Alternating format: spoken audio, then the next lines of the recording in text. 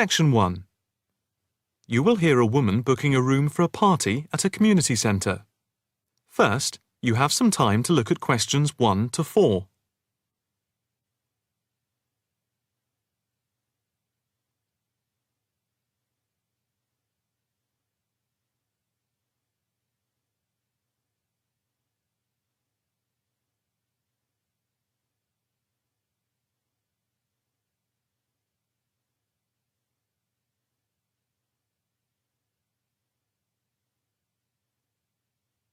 You will see that there is an example which has been done for you. On this occasion only, the conversation relating to this will be played first. Hi, good morning. My name's Pete. How can I help you? Hi, my name's Maria Lincoln. I understand you hire out rooms in the community centre as venues for parties? The woman's first name is Maria. So, Maria has been written in the space. Now, the test will begin. You should answer the questions as you listen, because you will not hear the recording a second time. Listen carefully and answer questions 1 to 4. Hi, good morning. My name's Pete. How can I help you? Hi, my name's Maria Lincoln. I understand you hire out rooms in the community centre as venues for parties? Yes, we do. We've various sized accommodation. It depends on what you're looking for, really. We're looking to hold a party, a children's birthday party, and we need a room that will hold about 70 people, with space for a small disco area, games, dancing, and food. Well, we have a large room, and it would certainly hold at least 100 people comfortably. It's used a lot for parties and things like that. That sounds as if it might be suitable. I've tried various venues, and they're either booked up or they don't hold enough people. Can you tell me when you were thinking of holding the party? I know it's short notice, but we wanted to hold it Saturday week. That's September 15th. Let's have a look. Yes, you're in luck. The Mandela suite is free then. I'll just write that down. M-A-N-D-E-L-A. And the time. When were you thinking of holding it? In the afternoon, from 3:30 p.m. to 9 p.m. Yes, okay. There's no smoking on the premises, and we're only licensed to have soft drinks. That's okay. I think I'm happy to go ahead. Before you hear the rest of the conversation, you have some time to look at questions 5 to 10.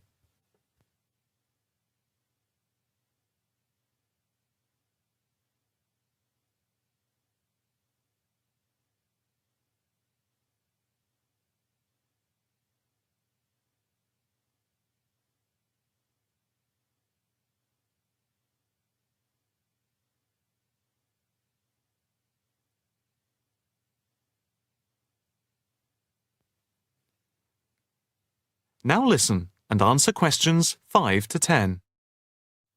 Can you just give your postcode? Yes, it's PA5 7GJ.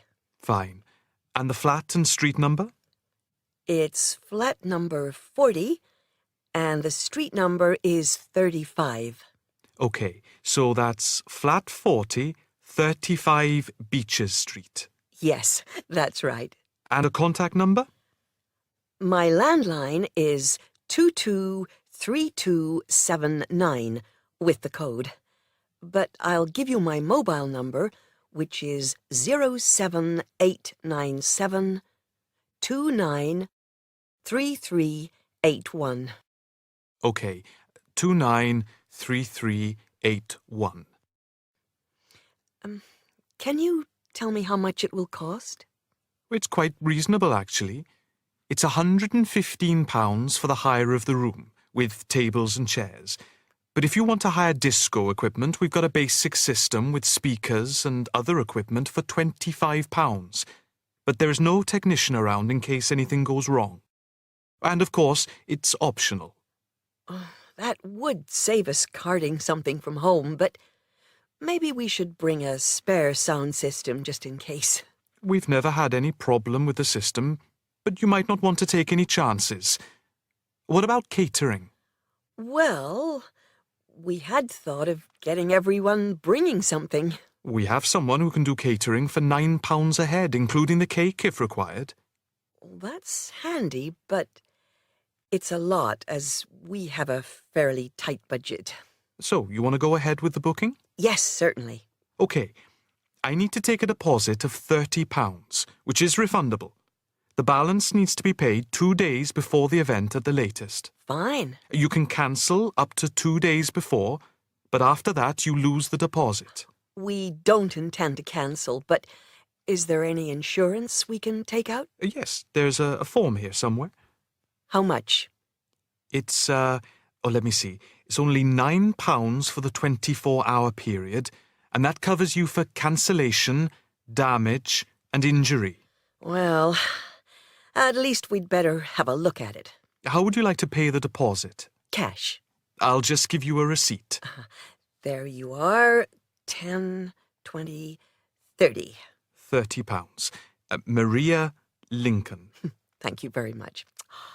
I'm really glad I found somewhere. We have been trying to book a place for the past 2 weeks, so thank you again, and bye for now. That is the end of section 1. You now have half a minute to check your answers.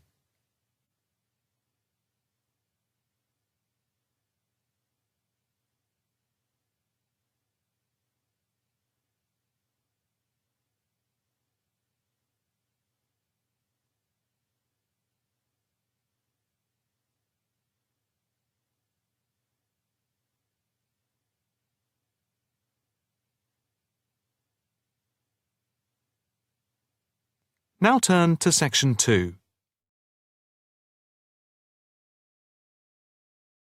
Section 2. You will hear a talk on the radio about grass roofs. First, you have some time to look at questions 11 to 13.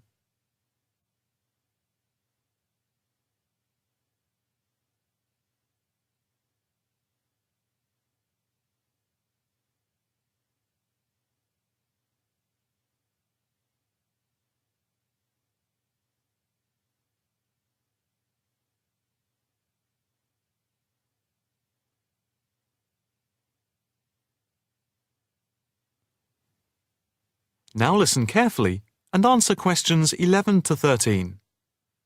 And now it's straight into the Eco Hotspot for today's programme. We are in fact going to look at an intriguing trend in recent years in the world of eco-friendly developments. There has been a constant stream of new green products coming onto the market for the environmentally conscious. A new departure, which I feel needs greater attention drawn to it, is the increasing interest in grass roofs. Environmentalists sing the praises of grass roofs as interest in sustainable ecological building has led to the greening of the rooftops of residential and commercial buildings around the world. And what does this type of roof consist of? Instead of tiles, which allow water to run off and create flash flooding, the roof has a waterproof underlay, which is laid over the roof deck. This waterproof layer is then covered with layers for insulation and drainage. Then, on top of the insulation and drainage layer, is added a final layer of soil or crushed stones for the plants and/or grass to grow on. The roof can be planted with wildflowers to add colour and life to your rooftop. Before you hear the rest of the talk, you have some time to look at questions 14 to 20.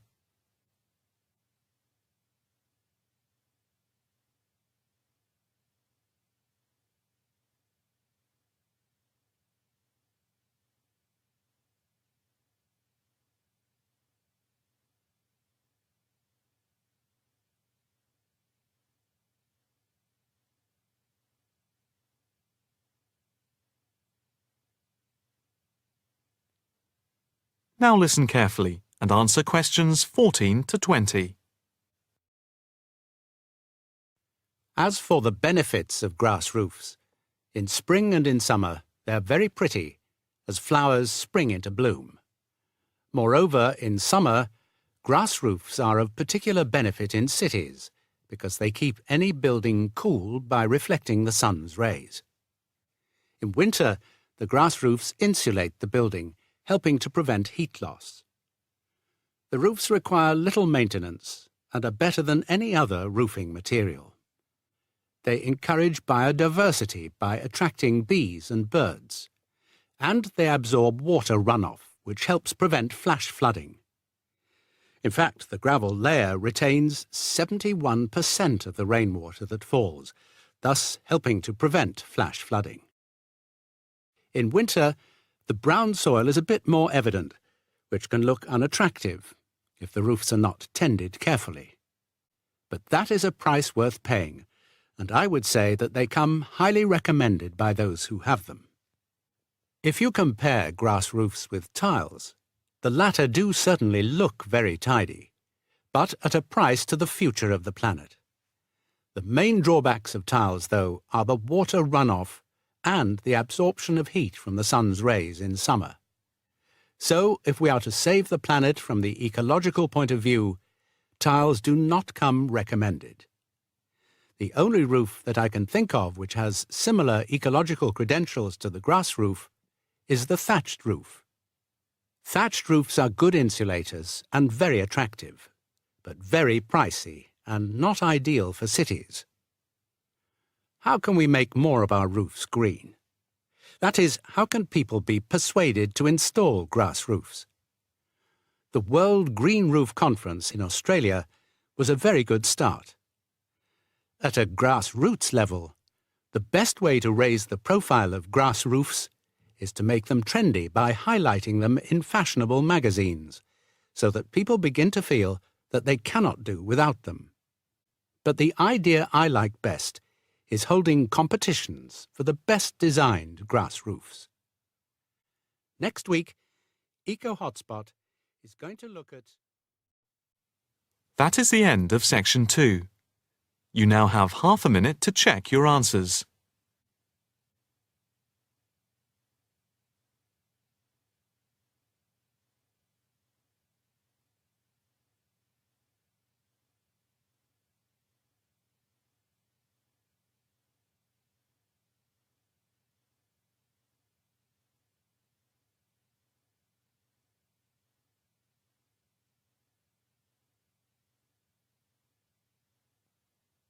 Now turn to section 3.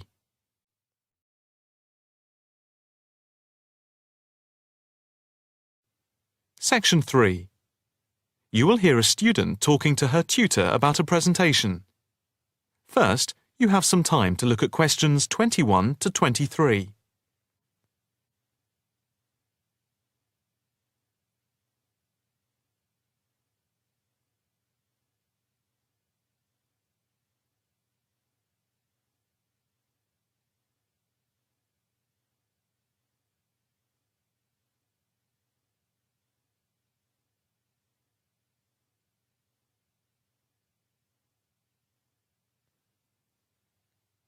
Now listen carefully and answer questions 21 to 23.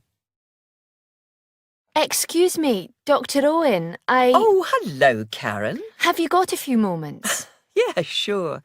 How can I help you? Well, I've had difficulty finding data on the original question, and I was wondering if I could change my paper to Investment in Knowledge, comparing some European countries with the United States, and then with others throughout the world, including the OECD average. I found lots of data by way of graphs, etc. Where did you get the data from?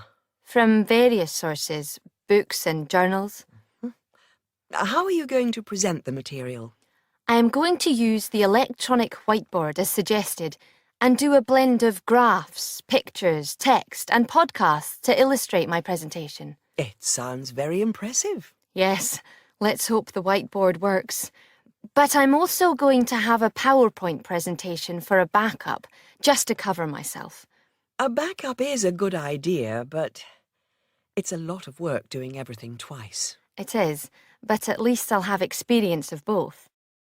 Before we talk about how to use the data I've selected, could you give me the names of a few websites I should look at for more specific background material?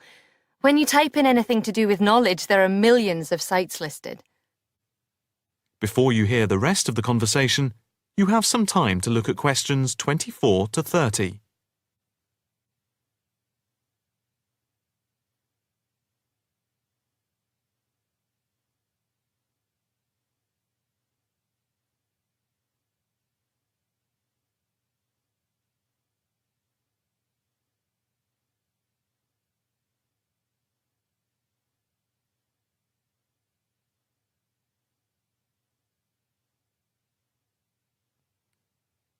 Now listen carefully and answer questions 24 to 30. Let's see. Oh, I'll print you off this list.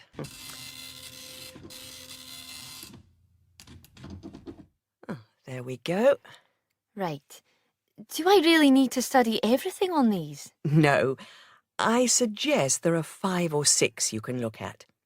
The one you have to go through is the IT department section on the university site, which is www.kmul.org. It has articles by all of us in the department and has links to useful information, so I think it is essential to look at this. OK, I've already been on it, but I'll tick that one as a must-read. And there's a site which is hosted by Pollock. It's investmentit.com. All you need to do is to skim the abstracts of the articles on the site. They'll give you a general idea about the effects of investment in knowledge. Yes, that sounds good. It cuts out having to read everything. What about this one? knowledgejournal.com. If I remember, it's not that useful. I would say that there are very few things that you need to read there. Then there's itknowledgereview.com. It's got loads of articles, but it's probably best just to read those that have come out in the last term or so. Do you have to subscribe? No, it's free from the university library. And another free journal online is itonline.com. I wouldn't say it's essential to read it, but it is beneficial. And so I think it is worth a look. If you think it's useful, there is no harm in looking at it. But nationalstatistics.com is worth looking at and trying out the links that it gives. I think these are probably enough to be getting on with. I think so. There's another thing I want to ask about. How much material should I use in my presentation? Avoid crowding the screen. If you have lots of information at one time, people will not be able to follow it and will just switch off. That's worth remembering. I've been in lectures where there was too much detail on the screen and it was impossible to read quickly. But what about visuals? Do you think it's okay to mix visuals and text? Visuals are very useful, but they must be relevant, or else people will get confused about what they mean and why they are there, and they won't pay attention to what you are saying.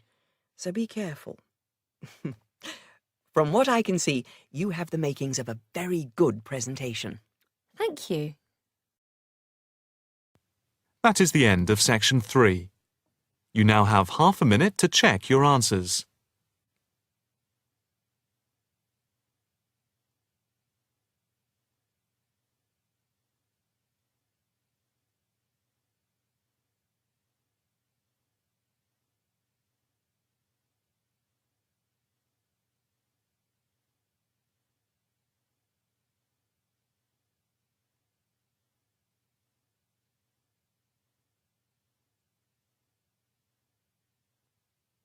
Now, turn to section 4.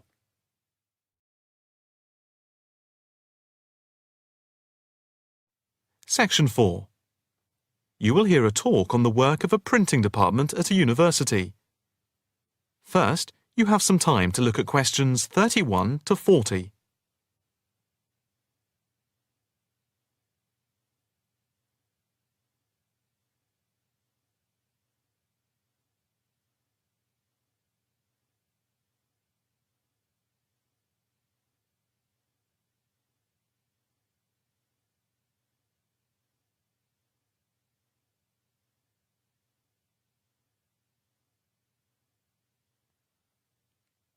Now listen carefully and answer questions 31 to 40. I am here to give you a brief outline of the work of this new department. The Department of the Printed Word has a very short history, having been created just 10 years ago. Some statistics to start with. The first intake of undergraduate students consisted of 20 students, which rose to 37 in the second year. And we now have about 50 in the first year, doing a wide range of courses, full and part-time. We have a thriving research department, with 17 students on the taught MA course and 7 students doing research full-time. In all, we have 9 full-time lecturers and 16 part-time lecturers who work mainly, but not exclusively, in our evening department. Of the total student body, approximately 21% are from outside the country, a number which has been increasing steadily over recent years. Although students from overseas have to reach a minimum level of competence in English before they follow a course at the university, some may require remedial help with their English, and we can offer help through the Student Support Services as part of the general assistance given to all students. For home students, both graduate and undergraduate, there are bursaries to help with travel and accommodation, for which I would advise you to contact Mrs. Riley at the end of this session. Increasingly, we are forging external links with organisations in the publishing world. And we have been very fortunate in that we have received money to sponsor not just various students within the department, but also technicians and lecturers. Each year we hold a series of lectures which are given by external speakers in the world of printing and the media.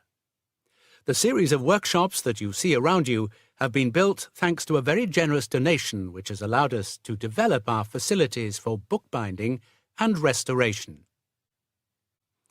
Now, the main work of the department relates to teaching the mechanism of printing. And as most printing is now so highly technological, all our students have to be computer literate. For those of you who are interested in taking a module in this department from another department, and who feel that you may not have the necessary computer skills, don't let the technology put you off. We have a number of specialist technicians who can support and deliver crash programs in the computing technology required. As long as you can switch on the computer, you are halfway there. We have what can only be called state-of-the-art facilities, especially for those wishing to move into the publishing world, working not just as printers, but also in editing, page design, layout, and bookbinding. With the extensive facilities we have for book restoration, some of our former students are now employed as expert book restorers and conservationists, skills which were once almost dying out. In the display you will notice samples of work on book cover design, and as well as having all the necessary computer programs for dealing with printing, we have some old printing presses. Despite being largely a modern department, we do have an increasing interest in research into the history of the printed word, ranging from early European to Chinese and Japanese printing techniques. We have in fact some very well-known experts on early printing in Europe in the 15th and 16th centuries. If this area appeals to you, you can talk to Dr. Fred Clare afterwards. From China, we're lucky to have as a visiting lecturer Dr. Yu, who is an authority on early Chinese manuscripts and printing machines. If you are thinking about doing a module with us, or you are interested in doing research after you have finished your first degree, the person to talk to is Professor Clarkson, who will be able to give you all the details. For postgraduate research, you should really be thinking about applying now, even though we are only in December, as the department now attracts large numbers of people, and we always have many applications for each research position. That is the end of section 4. You now have half a minute to check your answers.